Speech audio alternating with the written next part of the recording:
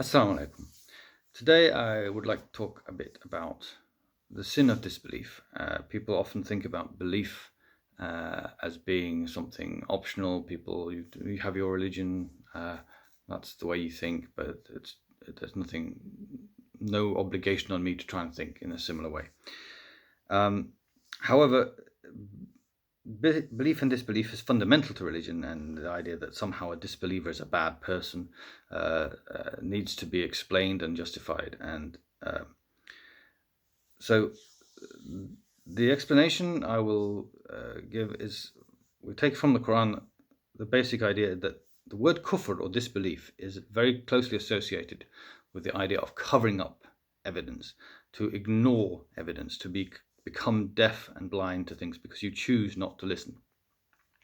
This is a very basic concept, and it means that the idea of belief in Islam is about sincerity and about truthfulness and trusting Allah that judgment will happen. So even if the worst possible scenarios occur, if we follow what is right and true and moral, then we'll have good results. So therefore we become trusted and trusting people because we become faithful to what is right. When we think, however, the way we think is fundamental to this. If you are sincere and search out the truth for things, you will eventually come up to find the evidence, and you will not be the same kind of person who doesn't want to face the evidence, who hides the evidence that doesn't agree with what they already think. The sort of person who denies evidence that is right in front of their face because they don't want to change their mind. And that is the essence of the sin of disbelief in Islam, is the state of mental dissonance where you deny the evidence that right in front of you. That no matter how much evidence is provided, you still will never accept something.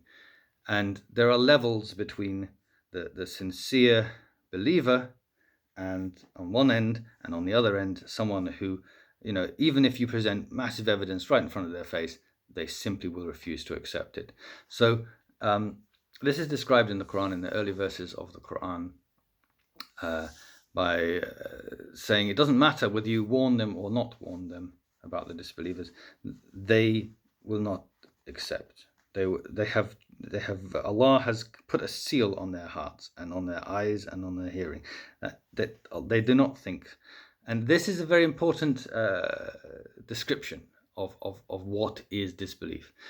And it goes, in a sense, as more fundamental than anything. The idea of how to think and how to be open to evidence and how to be listening and accepting of guidance that comes to you, that makes sense to you, is that it's all about how we think, and how we think in a moral and acceptable way.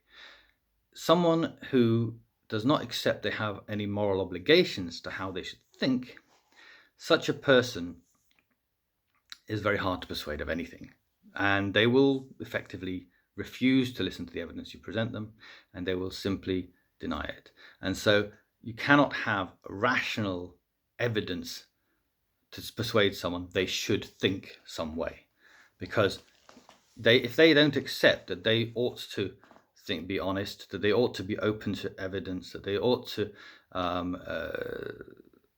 be sincere with you, to tell you the truth, to be consistent. These are all morals about how to think. And someone who is in a state of kufr is someone who rejects those morals. And there is a scale of how much dissonance your mind can tolerate.